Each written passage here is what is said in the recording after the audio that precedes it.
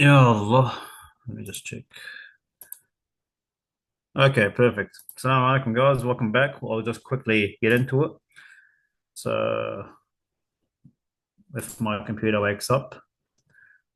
So, inshallah, before we get into adab-centric learning, of course, sorry, let me just check. Yeah, perfect. So, I'm just giving you an example of the things we get asked on a regular basis as teachers. Mashallah, a lot of these questions have helped me develop as a person with an ijazah. Just because you have an ijazah, you memorize the Quran, and Sheikh said, congratulations, tickle Allah, go teach the people, doesn't mean you stop learning. And that's why I'm involved in this club. And some of these questions, Sister Naba, Brother Yasir, you're going to get these on a regular basis, either intentional or unintentional. They asked me this directly when I was teaching. If God revealed 7 letters, whereas 10 ways of reciting and 20 variations, 20 riwayat. But they asked, you know this one, what a lalin, and the person was fully convinced that this was a shadh riwayah according to tafsir Imam Tabari and Qurtubi. This is a very loaded question to ask a teacher, especially if you haven't covered the 10 qira'at or riwayat shadha, or have, a deep, not just an ijazah, but deep understanding. There's an Arabic one. ما تأثير الممنوع من الصرف على التلاوة من ناحية الأحكام. I got asked this straight up. It's an Arabic grammar question. Alhamdulillah, I've managed to answer it because I've studied Arabic grammar. But when you think about it, you might say, well, what's the point of this? This is not related. I'm here for Quran. It's like, well, Imam al-Nawawi in his book, when he talks about adab, all the, mashallah, teachers inspired their students because they weren't just overqualified for teaching Quran. They specialized in other arts. And mashallah, they were able to satisfy their students' quench of thirst. That's why they come up to them, especially if you're an Arab teacher. Oh, you're going to ask these questions. So be prepared. Is there anything else that can be recited between the surah other than Basmala? This is not relating to, and I know we have Sheikh Fatima here, mashallah, she's really experienced. This is not talking about the Ruwayat ibn Kathir and Takbir between surah or these things, but specific surah having du'as between them. Again, that requires research outside of class. Are there recitations variations for Hafs, other from Shatibi and Tayyibat Nashr? We've had students read with Qasr al-Munfasl, as we know, and that is a reputable riwayah. As a teacher, are you going to say you're reciting wrong, or are likely to read this way? Be prepared as a teacher. That's what I've got to say. And mashallah, these questions help us grow as people. So to get to there, we need adab-centric learning. So what does that mean? You are not just a teacher, you're a caretaker, role model. Mashallah, like sister examples given by Brother Haris and Sister Naba. You're basically like an older brother and sister, but with meaning. You care about the people. It requires emotional intelligence. The number of kids competing in Quran competitions nationally, I know this sounds a bit weird, but it's inversely proportional to the number of PhDs in the community. This is a quote of mine personally, so you can give this to me personally. It's not about how intelligent you are, because intelligence is measured in different areas and professions. Here, it doesn't require somebody with a high level of intellect to say, how's your day been? And to look after people. And the reason I'm talking about this example is because I've had a habit of not just competing, but monitoring progress of different cities for the past 10 to 20 years. I'll be brutally honest. It was like last time I see somebody compete from Dunedin was over 23 years ago in a Fians competition.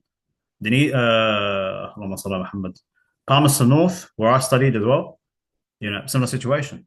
It's not about we don't have intellectual people. Mashallah, we've got too many intelligent people in our community. The situation is, how can you go about answering basic questions?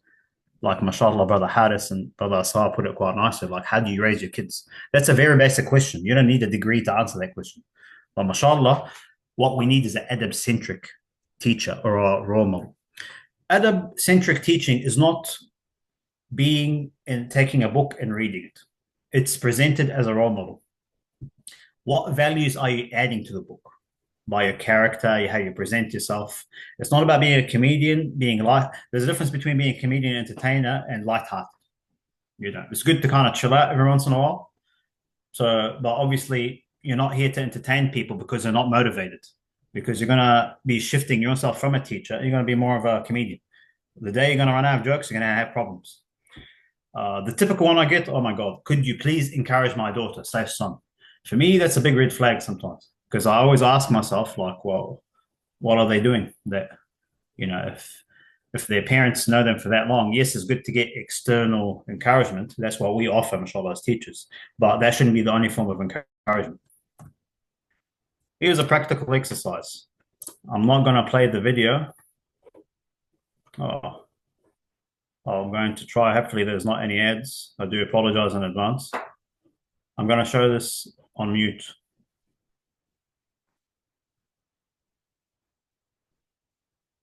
No, alhamdulillah, no ads. Okay, let's have a practical exercise. I'm going to ask you guys about this video. Now, does anybody here have a fighting background?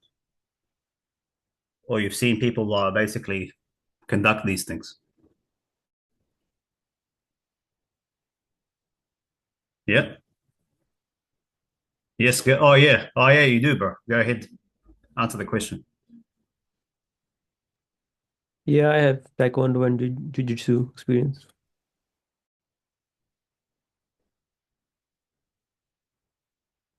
Oh, yeah. So go ahead. So how was it? What adab do you normally have to do when you're sparring with a partner?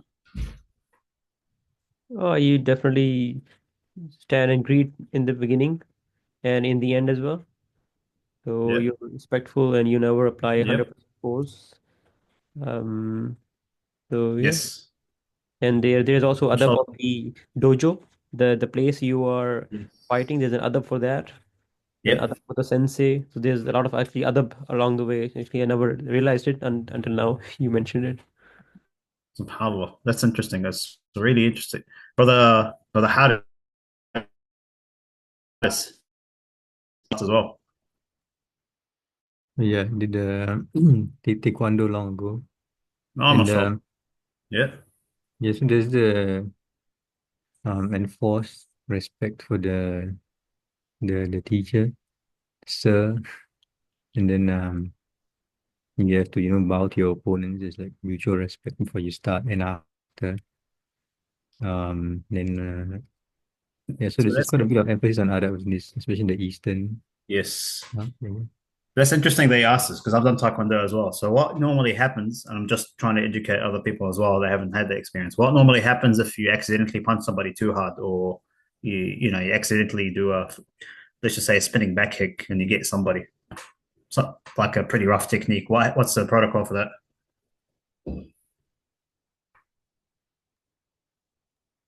Isn't there a foul straight away?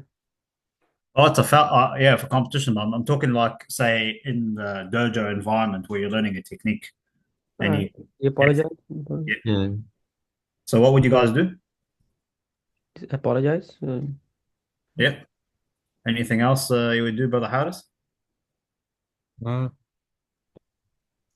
just apologize and we check on him as a fellow trainee. Then usually end with the greeting, the bow to each other. Yes, exactly. I was looking for that as well. So sometimes, depending on how it is, you might tilt your head. We're not talking record about, but just like, oh, are you all right? And subhanAllah, it becomes a learned part of the course to the point that you do it without thinking, subhanAllah. But what I'm trying to show here, subhanAllah, this was just a random exercise of people have done martial arts in different clubs. And you can see wherever we are in the world, there's at least a common rules that we have for adab that have to be respected. So that's what we need to kind of do. The first thing is about the environment. Do you have an environment that respects adab? Is it enforced? I gave a fighting example because when you look at these throws, and I've done wrestling myself, like in jiu-jitsu. I kid you not, these are pretty hard throws. Like if you get thrown at the wrong, it lands incorrectly, your head will be shaking. Like people have to check up on you. You have to be forceful to teach the person the technique and execute it properly. But at the same time, there's a minimum level of respect. And that's what we need. And mashallah, you said this beautifully, mashallah, brother. So there's an adab for the dojo, and there's an adab for the teacher, as you said, brother Harith, and there's an adab for the person you're with. So mashallah, there's different levels of adab throughout the process that everybody knows. So that's what we need to enforce as teachers, because you are on the front line. This is part of our job description. That's what adab-centric learning is. I'm going to talk about a personal experience of mine. This guy here is Lutfullah, 13 years of age. Now, I'll give you an example when I met him in the last competition. That was 10 years ago, 11 now. Yeah, exactly in February, before I retired. So what happened, subhanAllah, this is 8 years worth of investment. Yeah? So it turned up, the Sheikh told him, recite from this ayah, إِنَّ اللَّهَ لَا يَسْتَحِي أَن يَضْرِبَ مَثَلًا. Sorry, مَثَلُهُمْ كَمَثَلِ الَّذِي اسْتَوْقَدَ نَارًا. He said it in Arabic. This is basically ayah from ayah, I can't remember exactly, but I'm just giving an example from 10 to 17 on page 6 of Surah Al-Baqarah. This surah on page 6, I will start inshallah. Bismillah ar-Rahman ar-Rahim. Inna Allah la yastahi. Like you can imagine, like without thinking. هذه الصفحة السادسة من سورة البقرة آياتها 6 آيات literally and then إن الله لا يستحي. Now obviously I had to do an interview with this guy. Like subhanAllah, I was pretty impressed. Like this guy memorized the page. He didn't just memorize the ayat. What got you here? He, mashallah, was studying under the Grand Mufti of Tajikistan, from what I remember. And he made it his personal habit of looking after this person and raising him. If this is what a 13-year-old kid can do, imagine he becomes an alim. And you found out, mashallah, the entire team is like this. I had an interview with a 30-year-old. He's the most senior competitor. Mashallah, he wasn't just competing in Quran. He memorized the whole Quran. But he was there for hadith. Or I think the whole Quran, I can't remember. But he said for every ayah in Arabic, he told me, لكل آية حفظتها, يعني every single ayah I memorized, I've read 5 tafsir. Subhanallah. He said it to me in full Arabic. These guys are from Central Asia, from southern Russia, for God's sake. But mashallah, they've learned the Arabic language. They've basically memorized the entire Quran. They're competing at an international level. They're reading tafsir and deep tajweed of each ayah. Not to mention, that guy had family commitments. The oldest brother had 4 kids. So it makes us, subhanAllah, wonder, what can we do to be, it takes a certain level of energy to be an adab certified teacher. Anybody can teach us weed, but adab is the hardest thing. And I'm not qualified to teach it. That's why I interview people that have adab bit of knowledge. So mashallah, as it says it here, how to move forward now. Imam al-Shafi'i, mashallah, said, تفقه قبل أن ترأس.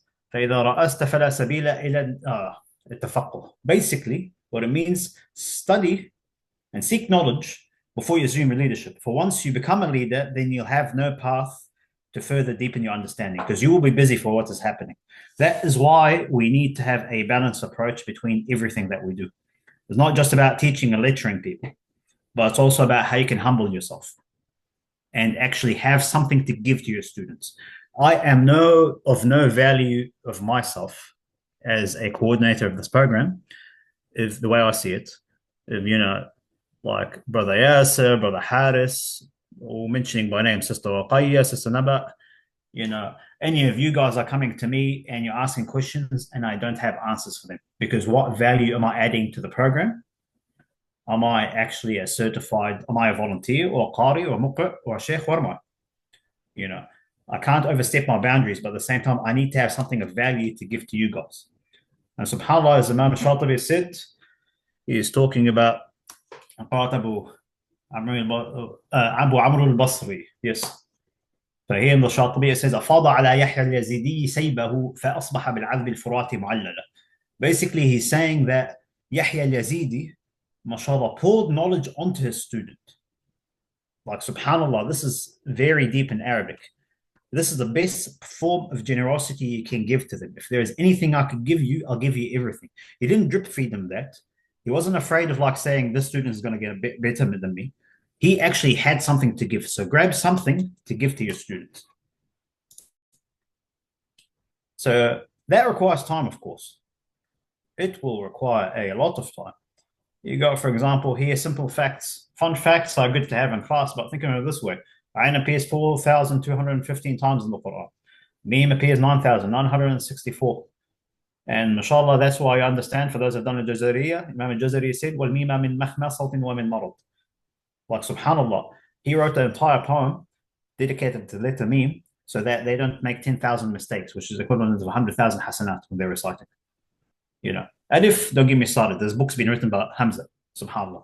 What I'm trying to say is that there's a difference between an entertainer and somebody that educates people.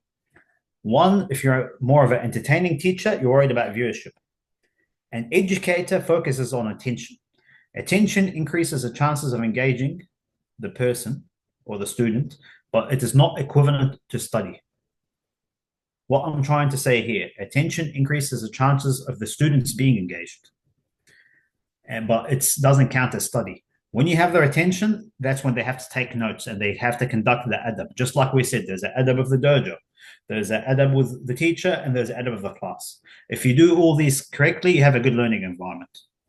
After that, you start focusing on the content, and you need to have something of value. Once you grab their attention, then you pull the content. According to the Oxford Dictionary, as far as I'm concerned, from memory, learning is the process of acquiring new understanding, knowledge, behaviors, skills, values, attitudes, and preferences. That requires time and attention and effort. Oh, astaghfirullah, this is not the Oxford, sorry. It's the resources at the bottom of the page. As for the facts that I found, you can find these in the Islam Way by Sheikh Amir in his lectures. But, this takes time. And mashallah, I see this when some of you guys, like, especially when it comes to teaching, you guys, the amount of effort you put into your slideshows is amazing. It goes, I haven't asked for any of this. But mashallah, there are people that actually prepare outside of class for at least an hour and a bit. Sometimes I actually meet up with the teachers after classes that have an after action report. This is the type of stuff that's going to help you develop as a teacher. I'll keep saying it, bring a pencil to every class. Now, the secret behind my trick isn't because it's something that we do. This is a passed down tradition, passed down where students would turn up to Imam al-Kisa'i himself. Imam al-Kisa'i was over in Iraq. He's one of the famous 10 Imams. People would specifically turn up to write down every single pause. Like, subhanAllah, this guy was known to be a famous grammarian. He was a teacher of Imam al-Farra, the famous grammarian. And mashallah, people would just turn up to write down on the pencil where he stopped. This is still the practice, mashallah, I take pride in, that we do with our students. We tell them, if you make a mistake, write it down. Just like how, mashallah, we did before. So, inshallah, I'm going to try to play this video, make dua for me. It might work, might not. I need to update my laptop, inshallah. We can probably learn from this example, myself included.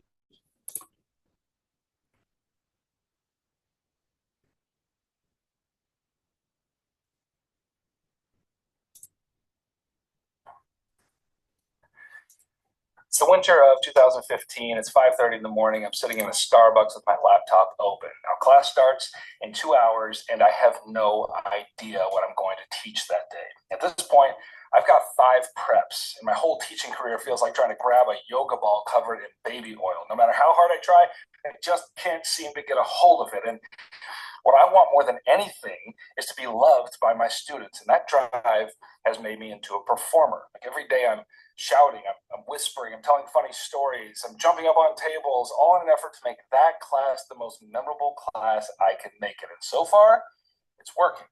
At the end of the year, students write me notes saying that my class has made them love history, that I'm the best teacher they've ever had. And there's something deeply satisfying about that. But the performance has worn me down to a nub. And so I'm sitting in that Starbucks frantically clicking around my old lesson plans.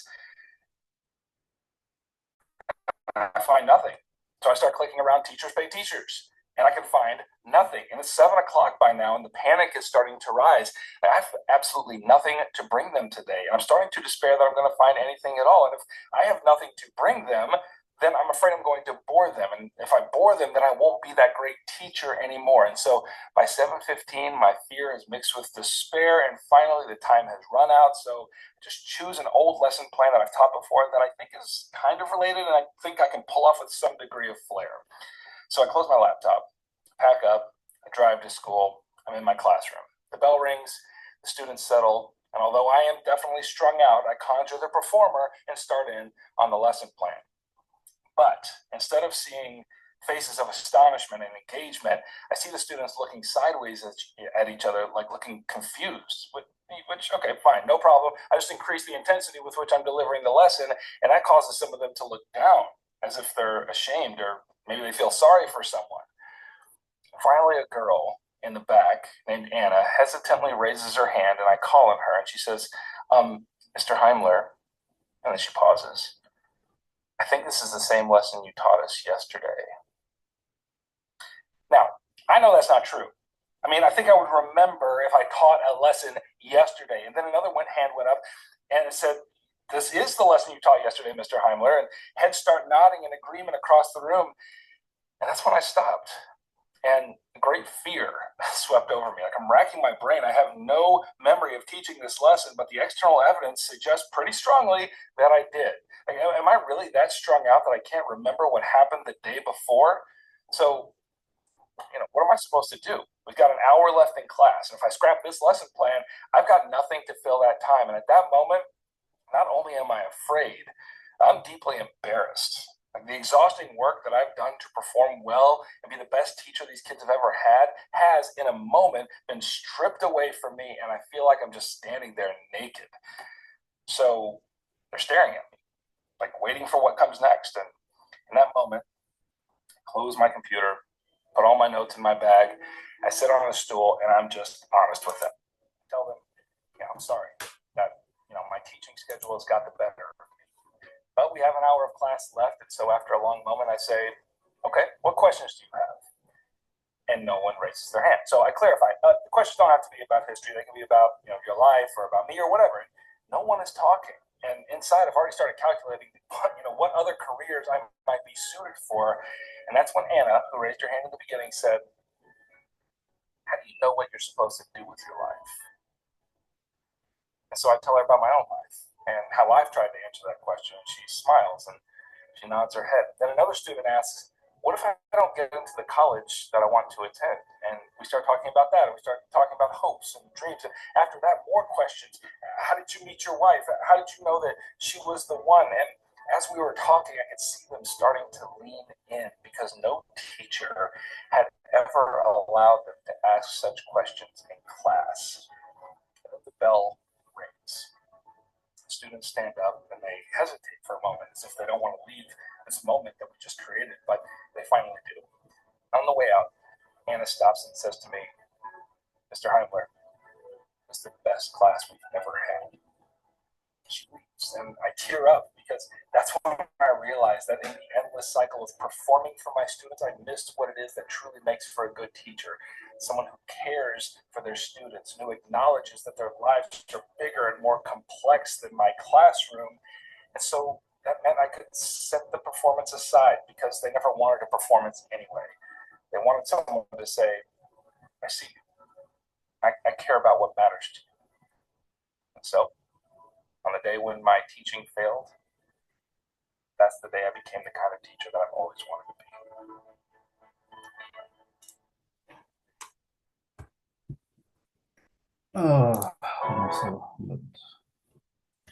Alrighty. Okay, questions. I'll just stop over here and get any questions. Basically, can you think of an example where a student couldn't perform a task or do homework?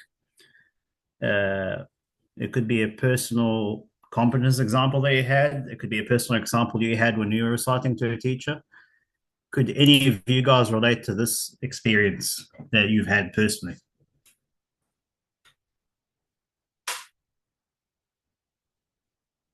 I'll open the floor up to everybody.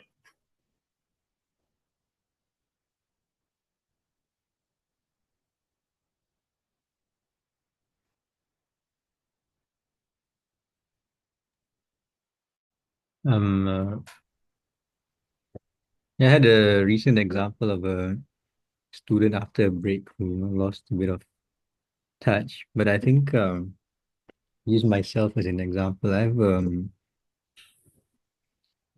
I still have sessions with my teacher from Singapore.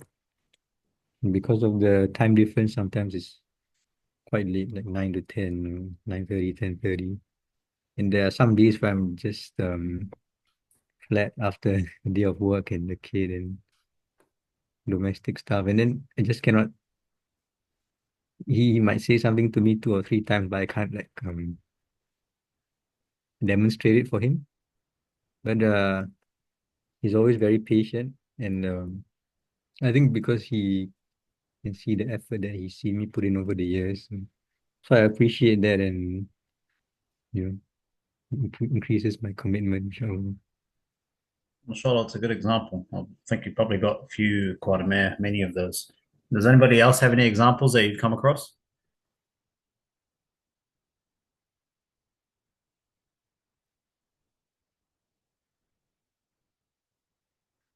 I mean, it's okay if you don't have any. You can say this is completely new to you because we're all learning here.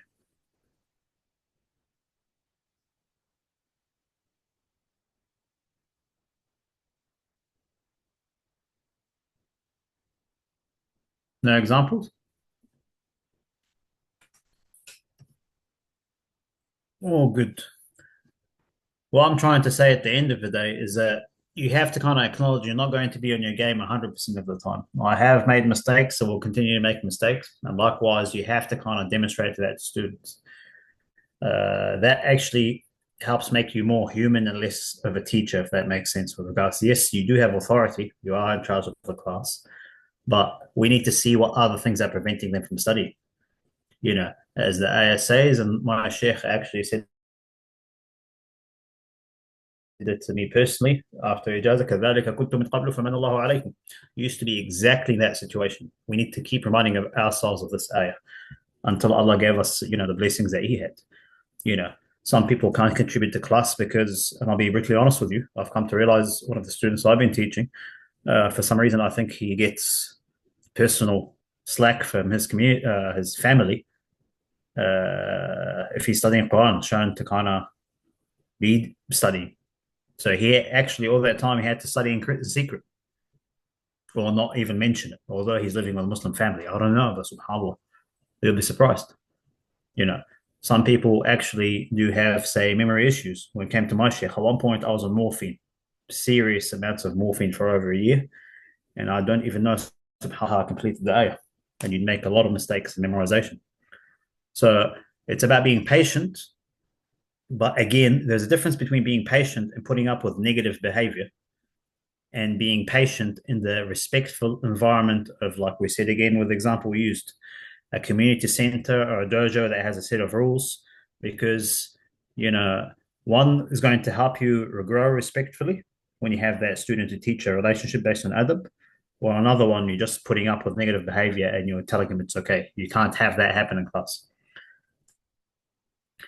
Times increments. So basically, that's what is, subhanAllah, as example the brother Haris mentioned, you have to give them small amounts of work over time.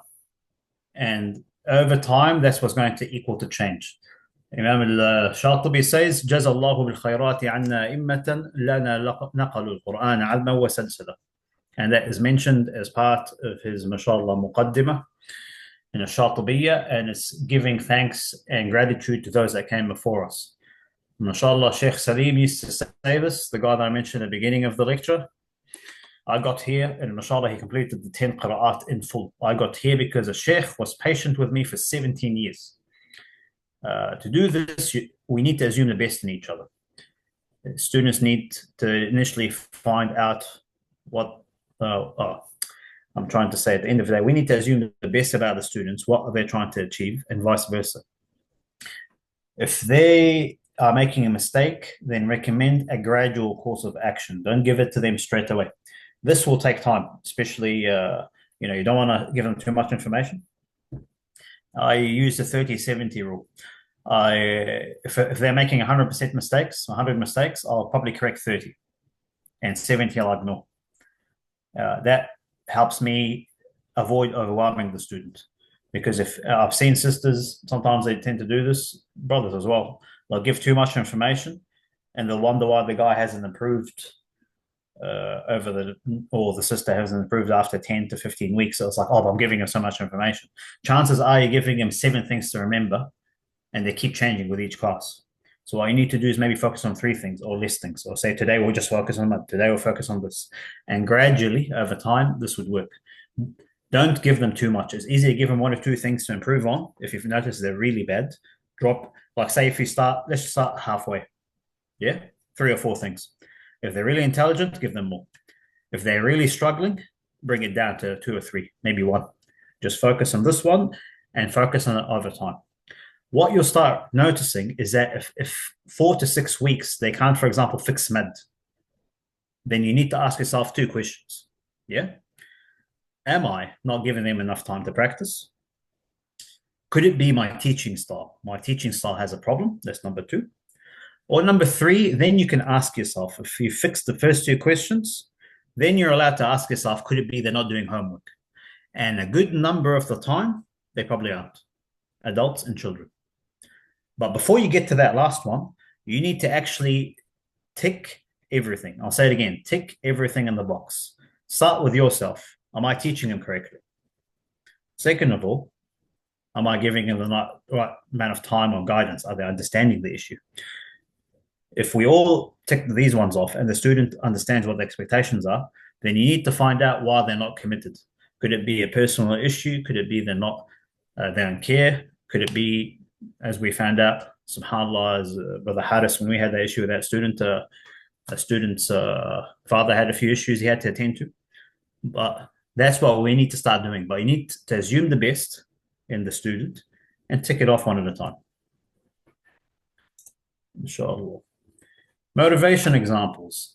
Therefore, best benefits of this world, and remind them obviously about how you get the best of this world and the hereafter. Intercession, you get the shafa'a, where you're talking about learning the Quran. People of the Quran are loved by everybody. It is a form of ibadah. Not only does it stand alone by you reading the Quran, you're getting hasanat. It validates other acts of worship like salah. You could inspire them. But this is the only type of learning that counts as worship. Tell me of an ibadah that you do where you're worshipping and learning at the same time. Nothing comes close. Nothing comes close to competing with the Quran, the reward of doing that. So, let's look at examples here. It could be personal examples that you had from your stories, or it could be, personal situations. You've got these things, there are plenty online. MashaAllah, this person is 100 years and he's studying Quran. This guy on the right here, I've met him, I've come across him in 2014. The recording is on Facebook. MashaAllah, he's actually a blind brother. It looks like his eyes are closed, but he's actually blind, and he turned up to compete against us internationally over in Jakarta. Now, success stories.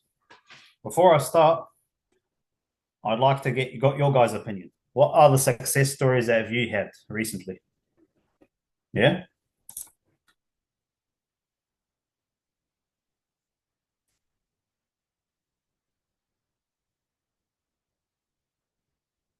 Anybody had any recent success? I know definitely a few have already. Could be something as simple as opening a Quran halaqah. Any of the sisters would like to chime in?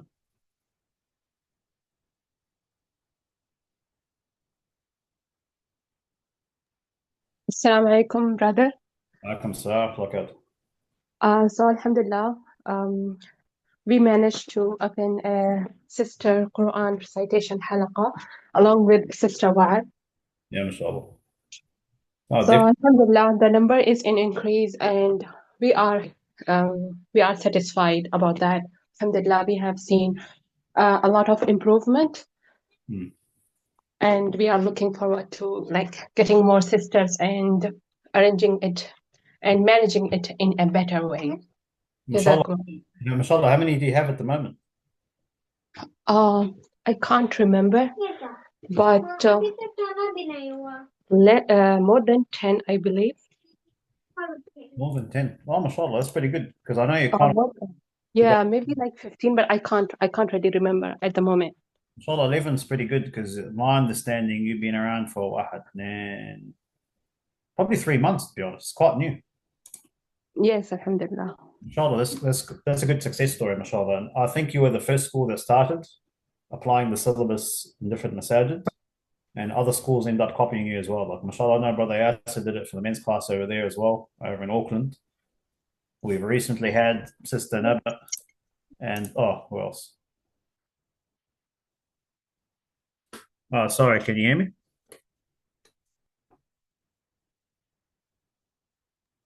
Yes, we do. Okay, the audio is cutting out. I'll try to find a better place for the audio. Apologies. I'll move the laptop. Let me know how to deal with it. So, mashallah, we've had a few halaqat already. Yeah, alhamdulillah. I think I moved the location.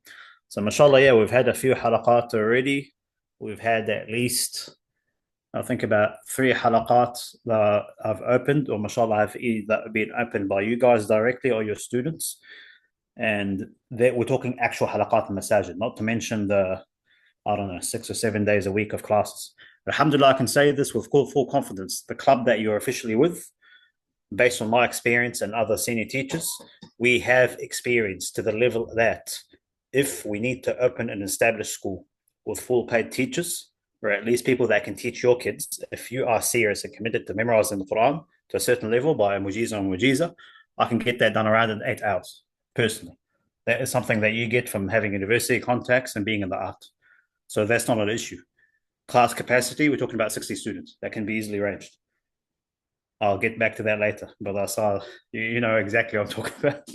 But yeah, mashallah, 8 hours to establish a school with a syllabus and everything. That is a very fast turnaround time. Setting up of weekly schools, online and physical capacity. Mashallah, Sister Naba told me, although it took us 2 weeks and it was very painful for me to talk with the committee, I give her the credit and her students. You guys have, mashallah, went out. And how long did it take you in terms of phone calls? You said 6 hours from start to finish, yeah? Yes. Yeah, mashallah. Was it easy or hard? Wasn't hard, alhamdulillah. Alhamdulillah. Well, that's good. Like, mashallah, because you have these qualifications and confidence, you can go out there, present yourself to a masjid, and get some sort of acceptance or qabul. You know, mashallah, Brother Musa, who's not here with us today, he can easily graduate 1 to 2 students. The fastest one that we had graduated, mashallah, in 8 hours. I turned up to his classes on a few occasions. I was pretty impressed. Seeing a Chinese brother recite with perfect makharij, better than a lot of the adults that we can see, was a good trial case study that we did. And when you look at the amount of time, 8 hours is better than spending 100 hours of paid money in tuition to fix someone's mistake. That's an adult. He confirmed to me that we need ijaza, or at least ijaza level certified people to teach people al-Qaeda, to make sure that they don't cost us a lot of our time in the future. Mashallah, this person is going to be teaching in the masjid sometime soon. You know, tajweed basics, intermediate syllabus, tuhfat al-atfal. Yes, that can be done in 6 hours. I've personally done the 90-minute tajweed crash course program. It takes me about an hour and a half.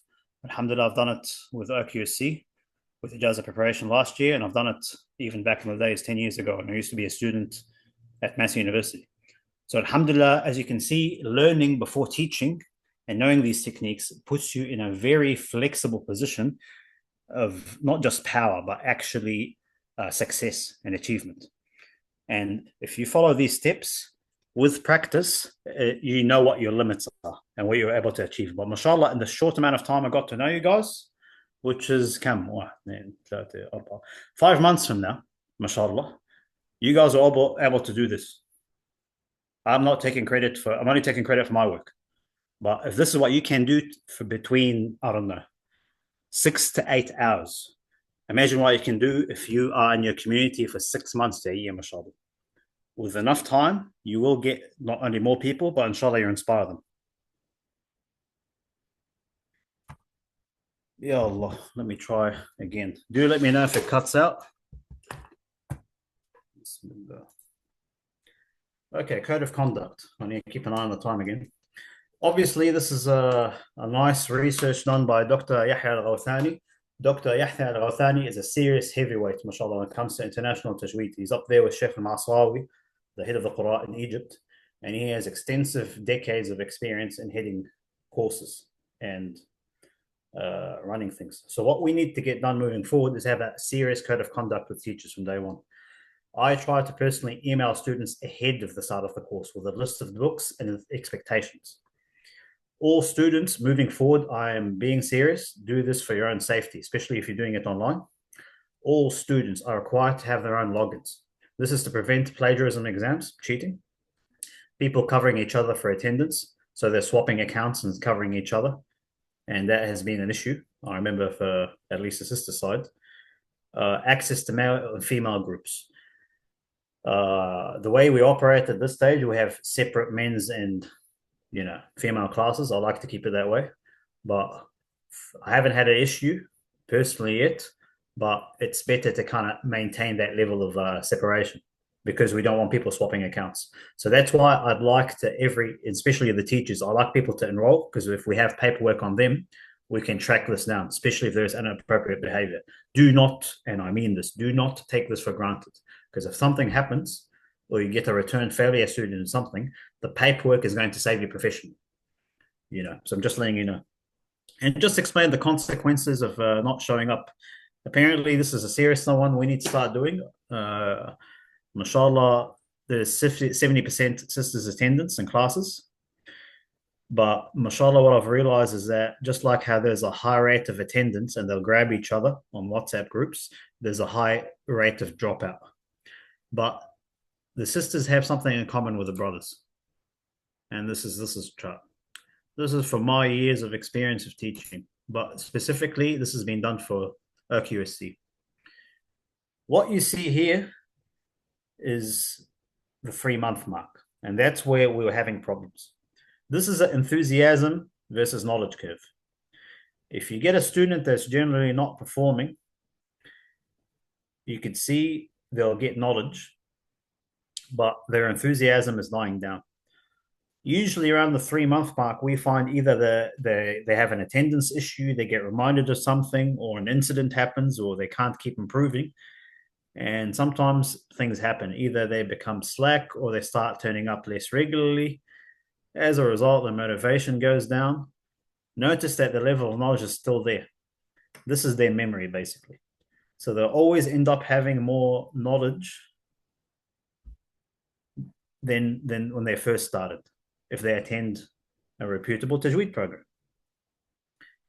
But their level of motivation, you can see, plummets before their knowledge does. I know this sounds a bit weird. I'm giving this information to the sisters that are running the program in the hut. This was said to me by my own sister. She was like, oh yeah, I remember when Sheikh Amr and sister so-and-so, whatever, used to teach this. And yeah, that's how I remember some of these slideshows, because there was a slideshow that was being shared by a photo. But subhanAllah, this has got to do with, again, depends on, the student enthusiasm versus knowledge over time. I can say this with my sister right now. She's probably not studying at a professional capacity, but you could see that's probably because the motivation have plummeted down. And, if you get somebody over here, yes, you might keep correcting them. Their motivation might slightly go down. They might have a personal event like the one we had with some of the brothers and sisters. You accommodate yourself with adab style teaching. You give them corrective action. And what you find, mashallah, over time is that then their motivation keeps going up and the recitation, mashallah, keeps improving over the year. This is ideally where we want to have them. But I think what Sister Nabat mentioned with her model, which I found really good, is you can't have this consistency going up if the attendance is not regular. If the attendance is like this up and down, you can't see continuous improvement. Would you like to add to that, Sister Nabat? Yes, as you said, Ustad, yeah, and this is like going to have like a big issue with us, which is they will take a place and then like they will not come and like they attend sometimes and they left sometimes. So then like they will take the place and they are not giving like the advantages like for others to like, so they are really selfish to just like take the place and not attending. And in this case, like we as teachers, like we will have like a space. We can teach more and we can teach more students, but at the same time, we can't have new students because they already take the place. Yes. So yeah, so I think we need to be really restricted on that. And if they have like attendance issues, then like we just like a time actually, which is like 3 times or 4 times a month or something. Or like through the course, then like we can just like replace them by someone who deserve their place. Okay, no, I fully agree. I mean, that's what I'm seeing at the moment. Like it's Jazakallah khair. I tried to personally do interviews here before they were even enrolled. To me, they gave me a lot of good information as a parent. But we'll talk about that later, Brother Harith and Brother Asrar, because at the end of the day, that cost me a lot of time. Gave me good information as a parent, but it still didn't help me because as soon as the class started and it was written in the rules, they weren't strict. So I think what you're saying, and Sister Naba agrees, is we need to have enforcement of that. The sooner we can get rid of them, the sooner we can get more committed students. Enforcing class structure. This is something that Dr. Hawthani encourages us to do. I've been doing a lot of admin work, but based on his work, he's recommending I do more halaqa supervisory role. I'm not, ma'adallah, compare myself even to the mashayikh, let alone the sahaba that I've been supervising. But my best use to you guys is to provide you with the support that you need if you need to take time off or if you need academic information. And I can't be teaching and doing this at the same time. So that could be a way to help us move forward. He's recommending it should be a balance between admin. So some admin is basically external to us. There's brothers and sisters that run the website and they take the application forms and whatnot. Maybe we need to enforce that. They can probably take maybe donations or fees to stop the bad, let's just say, non-dedicated students coming in. So, and they can deal with things with like written warnings. This means we spend more time on what matters. As Sister Nabat said, there's too many selfish people. In the absence of management, or if people get overburdened, this responsibility goes to the most senior teacher or the program coordinator, which tends to be myself.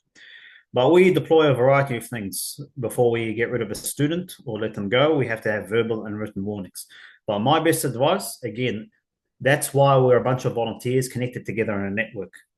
We need to have that admin structure to tell us where the students are and who they're learning from. And if they've failed certain programs, we need to know how many times they've failed and why they re-enroll. Because chances are, if they've said something bad to our teachers, we don't want to have them back. So this is the advantage of having things as a network as opposed to operating on yourself on a halaqah on the ground. And that's the benefit I see for myself being as part of OQSC. Responding to complaints, failing to adhere to this, you're going to get an email written notice. Do write this down because this will get used against you if you fail to provide it. You'll find that sometimes teachers, like Sister Nabat said, we need to have more dedicated spots for dedicated students. The quicker you can resolve this, the better. Because what you'll find is that, and as it has happened with the sisters, they'll say, oh, but Brother Ibrahim said so. I didn't. Sister so said so and so. Well, she didn't. So that's why we need to have admin to have oversight and a supervisor to at least chase up these students to figure out what the problem is. So if you do that, chances are you're going to get less conflict when you're running the class. As a result, you get a more efficient class in the future. Don't worry about losing people. Strict teachers are less efficient. Good outcomes have been achieved. We've done this with 2 students, and we've told them to, I've seriously had discipline them from the men's side 4 months ago. And as a result, alhamdulillah, I think one of them is going to be, he got home and teach himself a teacher from overseas, and he's corrected his recitation, and now he's going to be helping us teaching reverts. So mashallah, it does work. You just need to tell somebody, I will not take this moving forward. I remember seeing one madrasa, I don't know if this happened to you, they were desperate to get volunteers over from the university. I showed up with another sister, and I kid you not, the place looked like a mess. Kids were running around, 13-year-old kids were running around yelling. As university students, we don't want to be in that environment. I've got my final exams and other things. I shouldn't be putting up with a lack of discipline like this. But this was the management's problem and the teachers. They were too afraid of letting people go. As a result, it became a big mess and people were afraid to volunteer. So that could be something that is putting off volunteers from joining the masjid. If somebody is qualified or more than qualified, you need to ask yourself, are you running the masjid like a fully professional school or is it a childcare center? So that is something that you need to look at. Indirect means of compliance. Remind them of the student policy of terms. That's why we give them out at the beginning of the class. Communicate the holidays, unexpected absences, both in writing and verbally. Have track record. Holidays, ask him to write a request form. I've already discussed this with other enforcing a donation. This is something we're going to start looking at to limit the number of people. I'm not looking at, and I've seen this with Sheikh Ahmed's class. We've had 100 people sign up for the course, and maybe after 3 weeks, 15 at most show. Why should I suffer to sign people up for these programs and have a big mailing list if the majority aren't committed? You know, and everything's going to be on a website. And inshallah, I'm letting you know there's a website being released as we speak. Before I move on, is there anything that you'd like to specifically be covered on the website? I'd like to have everyone's point of view because mashallah is being revised right now. So if you had a website, what would you put on it?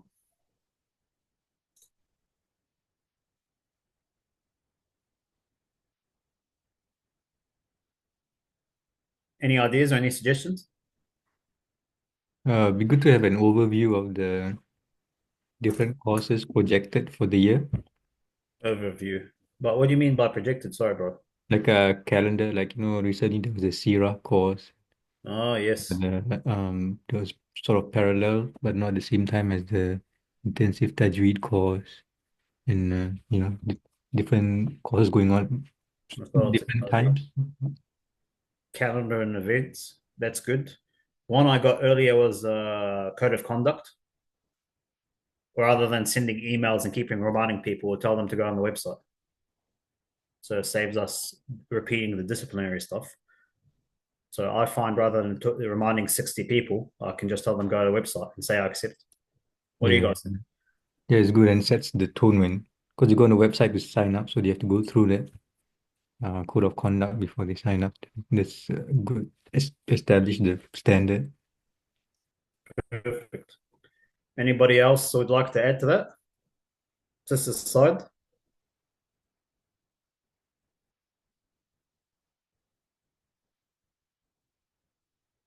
Anything you'd like to see on a website or specifically outlining? Because mashallah, you've already got mashallah national mailing lists. You've already got mashallah posters being made for your events or the programs that you're running. You're going to have a website for enrolling people and maybe at least making sure we get dedicated students. Is there anything that you specifically like to see? Mashallah, you've got quality programs and you're quality teachers. Anything else you'd like to see in the program to kind of represent you guys? It's your website. It's being done, and we'd like to serve you as much as we can.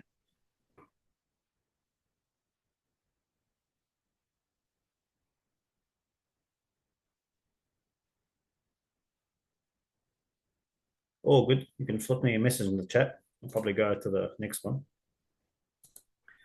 Adab is a two-way street. Like we said, it's not just one way. If you're not educating yourself, you're not eager to learn. This will show on students. My job is to interview teachers for programs, yeah? I can't tell you the number of times I've met students or teachers that don't have the time or don't care. And they're asking me, can you give me a crash course? 2 to 3 weeks.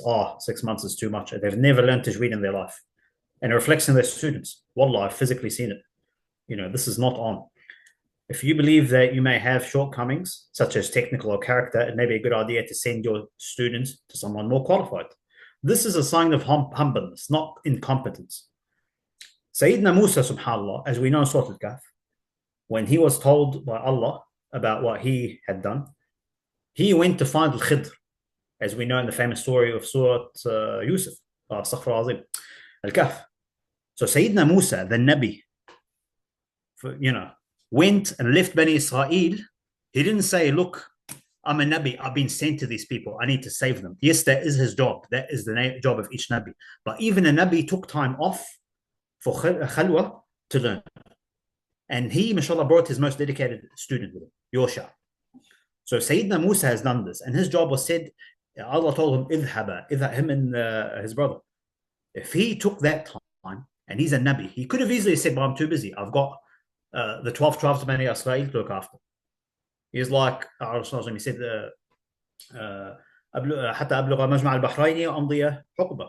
like, I'll keep trying my best to seek this knowledge. If you do that, and mashallah, you do that from your action, this is adab-based stuff that is outside the textbook. Your students will learn that from you. I did this with Sheikh Amir. I'm not saying I'm humble, but I did this with Sheikh Amir. When the program started, our job with OQSC was to send people to Sheikh Amir. Sheikh Amr knows very well I've got an ijazah and he has the ijazah. For me, out of respect of the order, it makes sense to send somebody to the most qualified teacher. And I've said, here you go, here's your students. I'm not here about making my own halaqah. I don't want to have my own following. Next thing you know, Sheikh Amr rings me up and he's like, well, who's going to help me teach? And alhamdulillah, I started teaching in ijazah preparation, and now alhamdulillah, we've got all these programs. So sometimes if you can't satisfy a student's thirst for knowledge, send them somebody that's out there, you know. Again, you need to understand as a teacher, the ayah says, رَبَّنَا تَجْعَلْنَا فِتْنَةً لِلَّذِينَ كَفَرُوا وَاغْفِرْ لَنَا. We make dua, oh Allah, do not make us a fitna for those who have disbelieved. Because by our actions, if we give the wrong actions, then we end up risking bad publicity. A good number of adults give up due to having bad teachers at a young age. I've seen this a lot with adults. They get a bad teacher, they can't say makharij. You come hard on them to try to correct them. They're like, oh my God, that's it, this is too hard. They give up as a result. Simply because that teacher didn't want to let go of the bad habits. I want this to be my student. So it goes back to yourself. What is your niyyah? Wallahi al-azim, you guys know this. If I can get somebody that's qualified to run this thing, I'm more than happy to let them take the reins. You know, it's not about us being there to save people. Allah will save his book.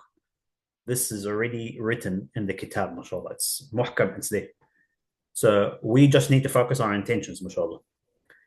So don't be ashamed of what people are going to say. I just recently made a mistake. Brother Yasser, you were there. Or talk about Ruwayat Hamza. We're asking about Hukm Salat al-Ta' with making it heavy. I had to get back and correct myself. I mixed my ayat up, but subhanAllah goes to show why I teach from a book. Because, you know, there's no shame in this. We need to kind of show them this as teachers. Practically speaking, this is exactly what Imam al-Shatibi did. In Tariq al-Shatibiyya, if you memorize al-Shatibiyya, subhanAllah, you're talking about the characteristics we need to have as teachers. يرى نفسه بالذم أولى لأنها على المجد لم تلعق من الصبر والألم. Like subhanAllah, this is supposed to be akhlaq al-Quran. We will always make mistakes. This is a famous story. I'll read it real quickly. Once Imam al-Kisai, one of the famous 10th Qur'an, he said, I once led Harun al-Rashid in prayer and I was impressed in my recitation. But I made a mistake in the verse. He was impressed because, you know, it was like, shaitan comes to everybody, subhanAllah. So remember that. This is your imam saying this. So he said, as a result, because of being impressed, I made a mistake that child wouldn't even make. I intended to say, لَعَلَّهُمْ يَرْجِعُونَ. He said, لَعَلَّهُمْ يَرْجِعِينَ. So you can imagine, it's a big deal. Harun, subhanAllah, of his respect, did not correct the imam in salah. Until the salah finished, he said, oh, Kisai, what riwayah is this? What dialect is it? He said, oh, commander of the faithful, even the best horse stumbles. لَعَلَّهُ يَعْثُرُ الْجَوَادِ. The best jawad will stumble. And as a result, he responded, indeed, this is true. He said, yes, that's correct. So subhanAllah, this is something that's going to happen to all of us. If this happens to the best imams, you need to acknowledge your mistakes. And subhanAllah, it's like, that's something we need to work on. Let me think of something else. This is basically it. I've just got the resource of the book. Let's have a checklist before we have an example and we try to have a quick break. So the question is, this is for me personally. My ears are closer to myself than you guys. Are you checking your intention in the class? Wallahi al-azim, I've seen this, and I'm mentioning this from an adab perspective from Professor Dr. Anwar Sahib. I was listening because I've attended many lectures at university. And in the middle of one lecture, subhanAllah, is like sitting down, it's like, and then he continued. SubhanAllah. Just randomly.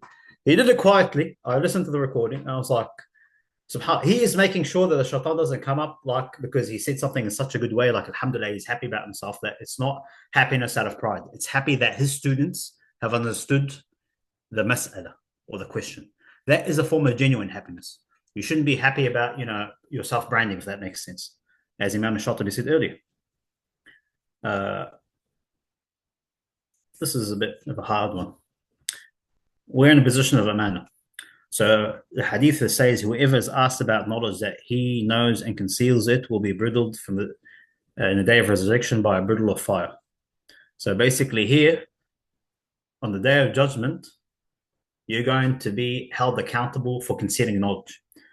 Don't conceal knowledge because you're afraid the student is going to get better than you, or you have a ta'assub towards one style. Wallah al-Azim, when I was teaching, I know there's different madhahib of qalqala. There's people who say wusta, sughra, wusta, kubra. There's people who say, for example, kubra and sughra. There's people like my imam, who I took my ijazah from, they'll say there's 4 types.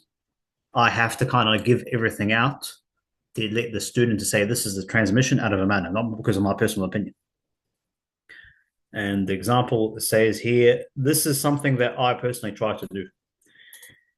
It will be very difficult for you in New Zealand, whoever seeks knowledge, to argue with the foolish or to compete with scholars. If you're here to argue with the sufaha, that's what it says, or to compete with the ulama, or to turn people's attention towards himself, let him take a seat in hellfire. You are not learning the sacred knowledge to show off to people or to correct them, put in their place. Although sometimes this is discipline and necessary. Your job is to kind of do what Allah has asked you without, and bring him closer to the deen. So inshallah, I'll just quickly finish off, take a break and do this practical example. What do you think about this person or reciter? Have you had any of these questions? I'm going to ask the brothers and the sisters. Oh, this guy reads this way. He's Sheikh so-and-so. What do you think of him? What is the ruling on this hukum? Sometimes a person will say, well, what's the ruling on Adhan? Or what's the ruling on... I had this recently. You know what I'm talking about, brother. The Ain. How do I say it? Is it Okay, there's nothing wrong with it. If they ask you a question, you have to answer it. But what if they keep asking the same question? Now, what if we hypothetically, you get people that actually will sit down and ask you these questions? So I'm just going to open the floor to you guys. Have you had any of these situations before we take a break? Happen to you personally?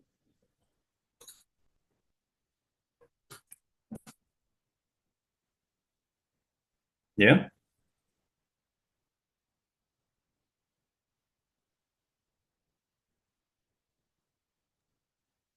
Sorry, Ustad Ibraheem.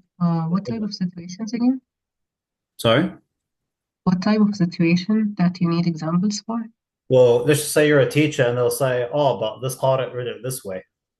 What do you think of this qari or muqri'ah? Happens a lot in women's circles.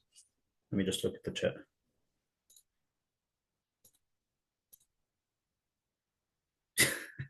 Yes, always. You can probably give us one example, I think, Sister Nabit.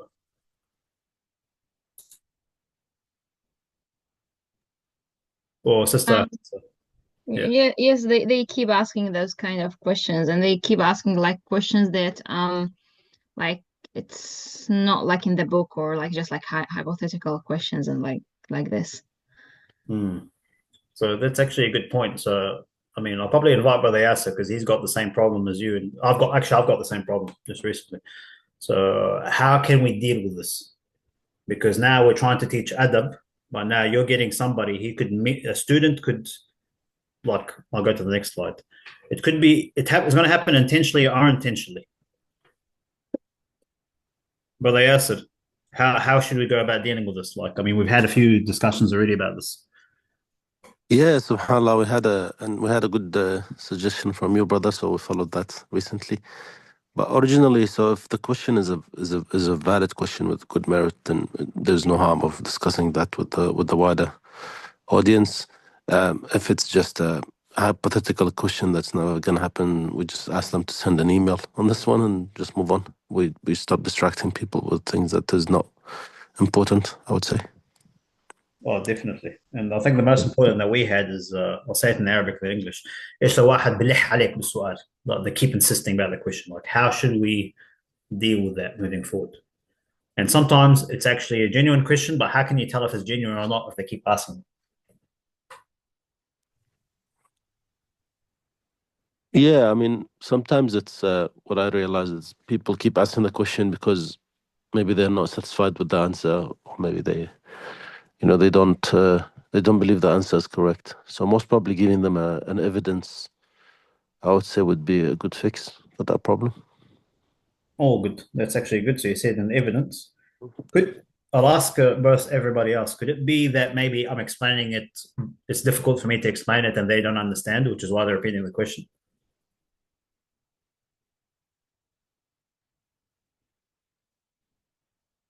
Has anybody had that in the past where somebody would repeat the question and go, oh, sorry, maybe it should be this way?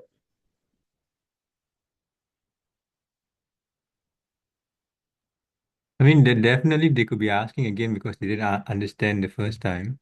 Mm. And I think the thing is, you should try to catch it because after a while they'll stop asking and then they'll just go away with the wrong understanding. Because it takes you keep asking the same thing, it takes a bit of you feel like you're pushing it, so they'll be a bit shy of asking after a while. They don't, even if they don't get it. Oh, I see. Like Sister Khansa had a similar example in the past. I remember the last time in the halaqa, one of the students was asking a question, but the question that she was asking wasn't related to the thing that we were talking about. Okay. And also, I think the question itself was wrong. Like the question, the thing that she was asking about is wrong.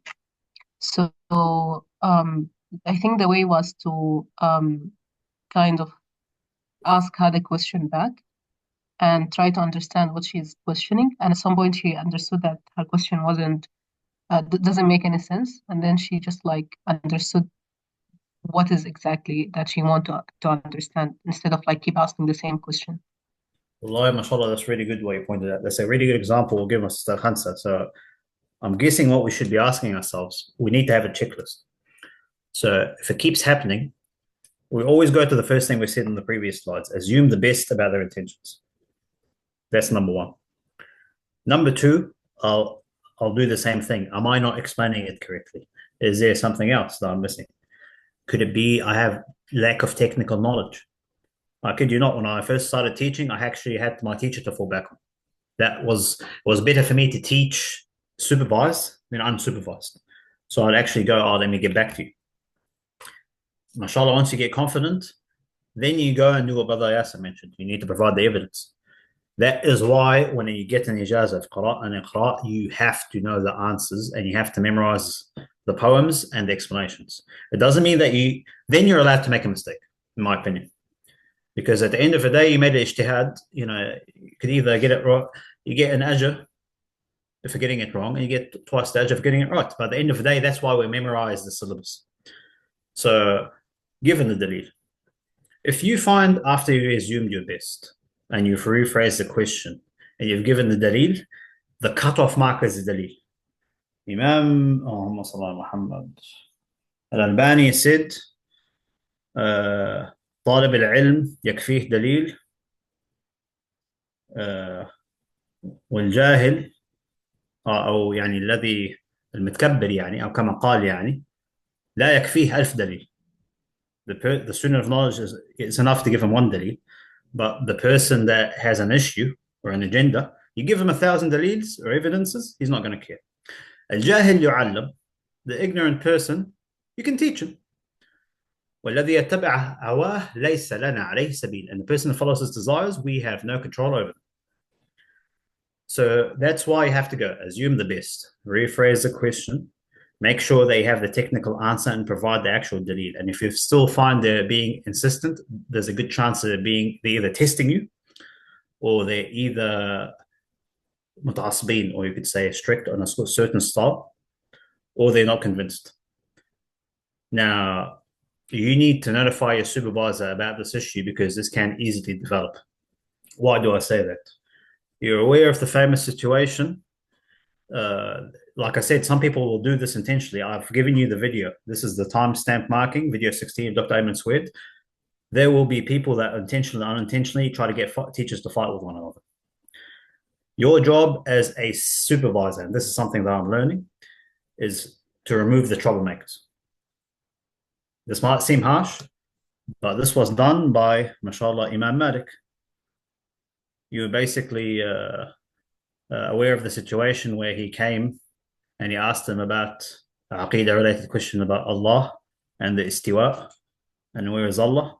And there's a lot of khilaf between, you could say, the traditional Ahl Sunnah Jama'ah group and the Ash'ariyya, and even you could say different sects, like you could say different types of Sufis, Shias, you name it. Everyone's got their interpretation of Aqidah and Taslim and not Taslim. He said, الاستواء معلوم, and the kayfiyya we don't really know.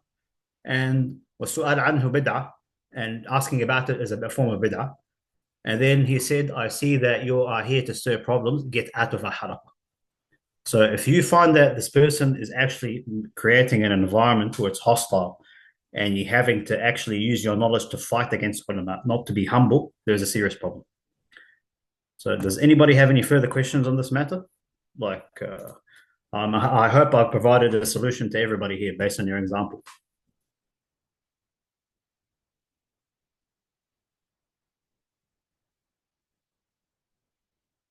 All good? I'm keeping an eye on the time, but I think I need to give you guys a break. Would you guys be all right with 5 minutes? Anyone need a break? Yeah, I think I need 5 minutes. Okay, take a break, inshallah. We'll come back later. You can ask me any questions on the WhatsApp thing. I'll get them ready, inshallah. Oh, sorry, on the Zoom. Jazakallah khair. What is